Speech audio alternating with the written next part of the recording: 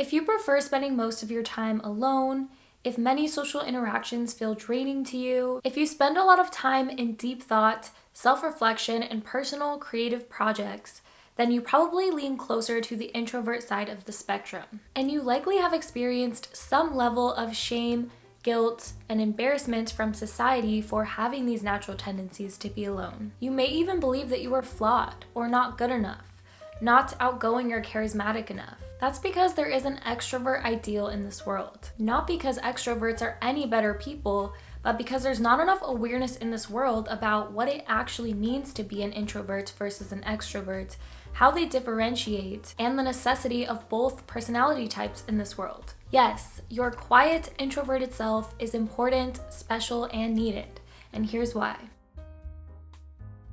Introverts tend to be innovators and creatives. Because introverts spend so much time alone in deep thought, they tend to have a lot of ideas, unique ideas, because the best ideas usually sprout from solitude. Many important leaders and innovators in this world are introverts. There are so many valuable ideas, theories, and businesses that would not exist in this world without introverts. Introverts tend to focus and concentrate more on tasks, not only in the workplace, but also on their own personal projects and their passions. They tend to be critical thinkers and problem solvers because they spend a lot of time in their head. They think very deeply about things. Studies even show that people who are more introverted tend to stay with problems longer and tend to give up less easily when solving problems and when concentrating on a task. And when they have a passion, they tend to excel at it because they spend most of their time alone, strengthening their talents, learning more, and working on their projects rather than socializing. Introverts are deep thinkers. They have a passion for meaningful conversations, which generally adds more meaning to their life. And that's why introverts can tend to be a lot more outgoing and social when they're with people that they're comfortable around, because there is meaning to that relationship rather than just superficiality or small talk. Because they have such a passion for thought and they're just naturally deep thinkers, they tend to reflect on themselves and on life a lot more, which can in turn cause them to make more conscious decisions and allows them to always be learning and growing and expanding their mind. Introverts tend to be better listeners than extroverts. In turn, this can allow them to have deeper relationships because they have a deeper understanding for others and they tend to have more empathy for others. They also learn more from others and from their environments because they are naturally observers. They observe more than they act. And because they enjoy more meaningful conversations, they tend to make others around them feel more safe to talk about their own struggles and to go deep if they want to.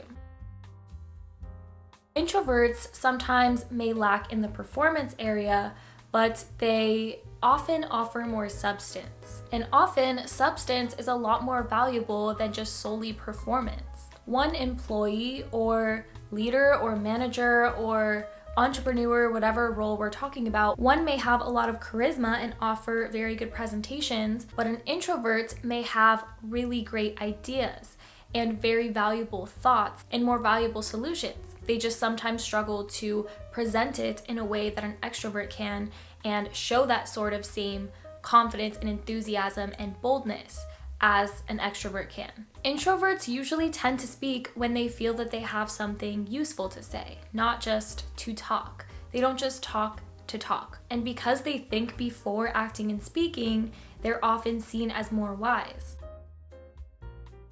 Introverts tend to be more independent people. Not only are they happy when they're alone, but they thrive when they're alone. So therefore, they don't really need anyone to be happy. They don't need friends to be happy. They may not even need a relationship to be happy. Obviously, it depends on everyone's own personality types and life situations, but often introverts don't need anyone else to be happy because they are happy with themselves. They love doing things on their own and they thrive that way. There are honestly even more strengths of being an introvert than I even talked about in this video, but I think those are the main ones that I really wanted to highlight today. But in conclusion, both personality types are needed in this world. There is not one that is better than the other. But that's exactly why I'm making this video, because there tends to be an extrovert ideal in this world. And often those of us who do grow up as introverts experience a lot of shame. I'm sure every introvert that's watching this video right now has had their own experience of someone calling them too quiet, or maybe not getting a job because they weren't outgoing and bold enough, or maybe someone telling them that they needed to get out more or make more friends. And I think just because everyone wants to be this highly charismatic person, and to an extent, we actually can learn to be more confident and charismatic. So we're not completely limited to our personality type. And also, being an introvert does not mean that you're shy. It does not mean that you don't have confidence or charisma. It just means that you prefer to spend most of your time alone, and that often a lot of social interactions can feel draining to you. But naturally, many introverts do end up becoming shy and less confident because of this stigma in the world, and because people kind of shame them and make them feel like they need to have this super bold personality, when that would just not be true and authentic to who they actually are. The reality is that both introverts and extroverts have strengths and weaknesses. And introverts do much better at certain aspects of work than extroverts do, and vice versa. It can often be really powerful when an introvert and an extrovert work together on something, because they can both utilize their strengths and their weaknesses. And the world should become more accommodating to introverts in the workplace and in schools and just in general. If you're watching this and you've ever made a comment to someone about them being too quiet or too shy, maybe consider not making those comments to people anymore, because it only makes them feel like they are flawed for being themselves. Introverts should not be shamed for their preference to be alone. There's nothing wrong with that, or for being more shy, or for not having as big of personalities. We can all coexist and appreciate each other for the differences in our natural talents. I personally consider myself sometimes extroverted, but leaning more towards the introvert side of the spectrum. And that's the thing, it is a spectrum. That's why sometimes you may feel like being a lot more social than other times. Some people are right in the middle. Some people are a lot more on the extrovert side, and some people are maybe slightly towards the introvert side. And because of that, I used to actually just think that there was something wrong with me, because I wasn't outgoing enough, I wasn't social enough, and I didn't have a super big personality. And it's really sad that I felt that way, and that so many other people in this world feel that way, because we just don't have an understanding about our different personality types and what our strengths are. But now that I have so much more understanding about what it means to be introverted, I actually appreciate that aspect of myself and I honor it, because all of the strengths that I talked about in this video are what make me who I am. And that is all I have to share with you in today's video.